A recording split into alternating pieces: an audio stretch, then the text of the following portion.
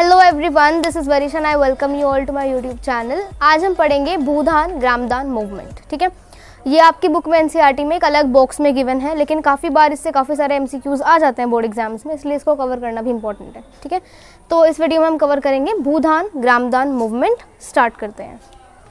भूदान और ग्रामदान, पहले इनका मतलब समझो। ठीक है, ये इंग्लिश में ज़रूर लिखे लेकिन ये हिंदी के वर्ड्स हैं। भूदान, भू बोलते हैं हम ज़मीन को, और दान करना होता है डोनेट करना, तो ज़मीन को डोनेट करना। और ग्रामदान यानी कि गाँवों को डोनेट करना, ग्राम होता है गाँव। ठीक है, तो इंग्लिश में लिखे हैं ये, लेकिन हिंदी में यूज़ होता है ये वर्ड्स। ठीक है, तो इसलिए थोड़ा अलग सा लगेगा। ठीक है, सो भूदान ग्रामदान यानी कि ज़मीन को दान करना, भू का दान करना, और ग्राम यानी गाँव का दान करना। ठीक है, उसके बारे में हम पढ़ते हैं। स्टार्ट करते हैं। Mohandas Karamchand Gandhi declared Vinoba Bhave as his spiritual hear. ठीक है, तो हमारे जो महात्मा गांधी थे उन्होंने क्या करा था, विनोबा भावे को अपना स्पिरिचुअल हीयर डिक्लेयर कर दिया था, घोषित कर दिया था। अब हेयर होता है जो हमारी आगे वारिस वगैरह बनते हैं। ठीक है, जिनको मतलब समझ लो कोई पेरेंट्स हैं, उनके जो बच्चे होंगे वो ऑटोमेटिक वारिस होंगे, सारी प्रॉपर्टी उनको मिलेगी। लेकिन यहाँ पर वो वाला वारिस नहीं है। ठीक है, वो वाला हेयर नहीं है, यहाँ पर स्पिरिचुअल हेयर है। यानी कि जो उनकी आइडियोलॉजी है, जो वो स्पिरिचुअलिटी में बिलीव रखते हैं, जो भी उनकी मानसिकता है, उसको आगे कौन बढ़ाएगा, उसका वारिस कौन बनेगा। तो उसके वारिस उन्होंने बनाए थे विनोबा भावे को। विनोबा भावे कौन थे, उनके spiritual hair.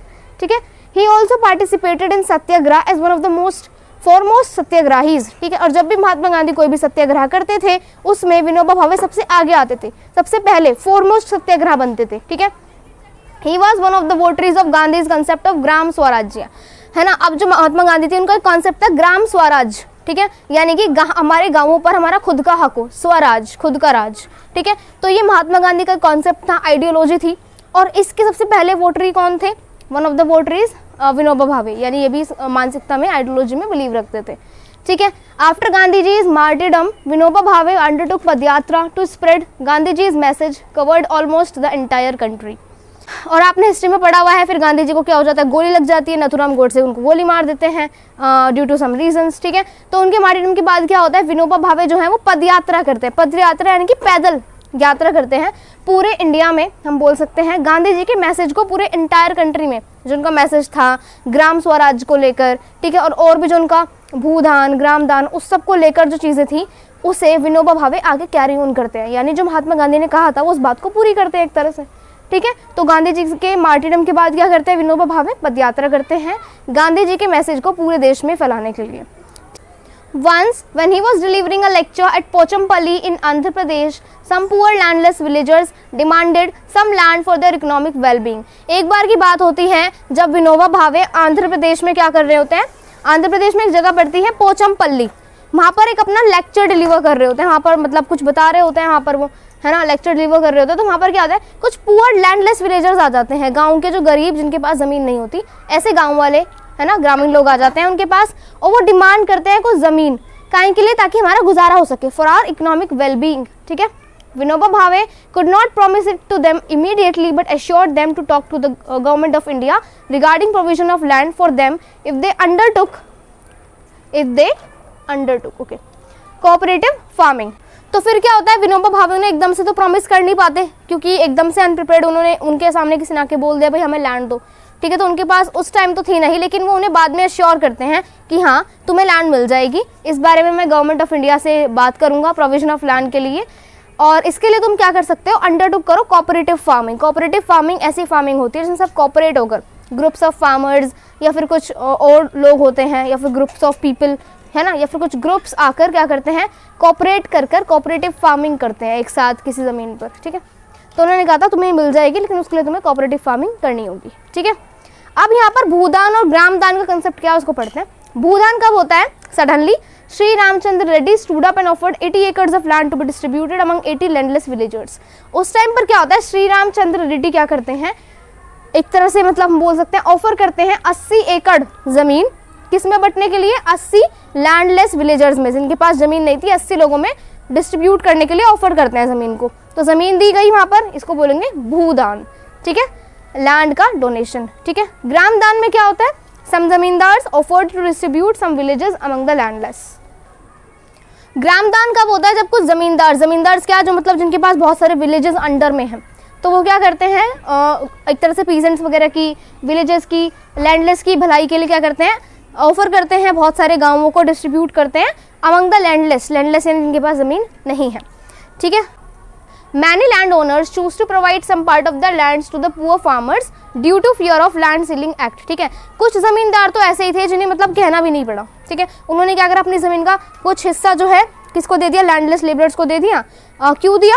Because of fear of land ceiling act, ठीक है। ब्रिटिशर्स के टाइम पर ये एक लॉ निकाला था उन्होंने, नया एक्ट निकाला था सीलिंग एक्ट, ठीक है, लैंड सीलिंग एक्ट। इसमें लैंड को सील कर दिया जाता था, ठीक है। तो इस वजह से उन्होंने क्या करा, अपनी लैंड खुद ही छोड़ दी, ठीक है। अब ये जो हमारा भूदान ग्रामदान मूवमेंट है ना, इसको हम ब्लडलेस रिवॉल्यूशन भी बोलते हैं। काम का काम हो गया, नॉन वायलेंट तरीके से हुआ, लैंडलेस लेबरर्स को ज़मीन मिल गई, गांव मिल गए खेती करने के लिए, ठीक है। खून खराबा नहीं हुआ, एक तरह से वायलेंस नहीं हुआ, तो ब्लडलेस रिवॉल्यूशन, ठीक है। इसमें ब्लड वगैरह की जरूरत नहीं थी, तो इसलिए इसको ब्लडलेस रिवॉल्यूशन भी बोलते हैं। ये 1 मार्कर में एमसीक्यू में पूछा जा सकता है। तो यहाँ पर हमारा टॉपिक भूदान ग्रामदान कंप्लीट हो जाता है। इसका मैं अगर ओवरव्यू कराऊँ जल्दी जल्दी, तो महात्मा गांधी ने विनोबा भावे को अपना स्पिरिचुअल हायर डिक्लेयर करा था, ठीक है। अब देखो क्वेश्चन है ना, एमसीक्यू थोड़ा ऐसे मतलब मिनिमल इन्फॉर्मेशन में भी बन सकता है, जैसे कि हायर उन्होंने उसको मतलब डिक्लेयर करा था या फिर स्पिरिचुअल हायर डिक्लेयर करा था, ठीक है। ऐसे ऐसे एमसीक्यूज आ सकते हैं, उसमें आप थोड़ा कंफ्यूज हो सकते हो, तो याद रखना स्पिरिचुअल हायर था, ठीक है। उन्होंने काफ़ी सारे सत्याग्रह में भी पार्टिसिपेट करा है और फॉरमोस्ट सत्याग्रही रहे हैं। वो काफ़ी अच्छे वोटरी थे गांधी कंसेप्ट ऑफ ग्राम स्वराज्य के। गांधी जी के मृत्यु के बाद क्या होता है, विनोबा भावे पदयात्रा करते हैं गांधी जी के मैसेज को देश के हर कोने कोने में पहुंचाने के लिए। एक बार वो पोचमपल्ली में, आंध्र प्रदेश में जो पड़ता है, वहाँ पर अपना एक लेक्चर डिलीवर कर रहे थे। तो वहाँ पर क्या होता है, कुछ पुअर लैंडलेस विलेजर्स आ जाते हैं और उनसे ज़मीन मांगने लग जाते हैं अपनी इकोनॉमिक वेलबींग के लिए। अब उस टाइम पर तो वो उनका एश्योर नहीं कर सकते थे, लेकिन वो बाद में एश्योर करते हैं और बोलते हैं कि मैं इस मैटर के रिगार्डिंग गवर्नमेंट ऑफ इंडिया से बातचीत करूँगा, ठीक है। और उसके बाद उन्होंने कहा कि अगर तुम कोऑपरेटिव फार्मिंग करते हो तो तुम्हें लैंड भी मिल जाएगी, ठीक है। फिर भूदान कब होता है, जब श्री रामचंद्र रेड्डी स्टूड अप होते हैं, ऑफर करते हैं 80 acres of land to be distributed among 80 landless villagers, ठीक है। ग्रामदान कब होता है, जब कुछ विलेजर्स अपनी कुछ गाँव जो हैं वो लैंडलेस विलेजर्स को दे देते हैं। अब ऐसा नहीं है वो एक गाँव एक लैंडलेस विलेजर्स को नहीं दे रहे हैं, ठीक है, ऐसा नहीं है। बस वो ऐसा है कि भाई विलेजर जो विलेजेस थे ना वो जमींदार के अंडर आते थे, तो कुछ विलेजेस का पार्ट दिया गया उनको, ठीक है। कुछ लैंड ओनर्स ने खुद ही अपनी लैंड छोड़ दी due to the fear of land ceiling act, ठीक है। और इस पूरे रेवोल्यूशन को हम बोलते हैं ब्लडलेस रिवोल्यूशन, क्योंकि इसमें नॉन वायलेंस का यूज हुआ, खून खराबा हुआ ही नहीं, वायलेंस हुआ ही नहीं। सो यहाँ पर हमारा टॉपिक भूदान ग्रामदान अच्छे से कवर हो चुका है, मैंने आपको अच्छे से रिवाइज भी करा दिया। अगर समझ नहीं आया आप ये वीडियो दोबारा देख सकते हो, ठीक है। अब नेक्स्ट वीडियो के अंदर हम कवर करेंगे contribution of agriculture to the GDP, national GDP, employment and output. जो हमारा एग्रीकल्चर सेक्टर है वो हमारी जीडीपी में, हमारे एम्प्लॉयमेंट में और भी चीज़ों में आउटपुट, ओवरऑल आउटपुट में कितना ज़्यादा कंट्रीब्यूट कर रहा है ओवरऑल जीडीपी में, ठीक है। ये हम करेंगे कवर नेक्स्ट वीडियो के अंदर। So that's all for today, thank you so much.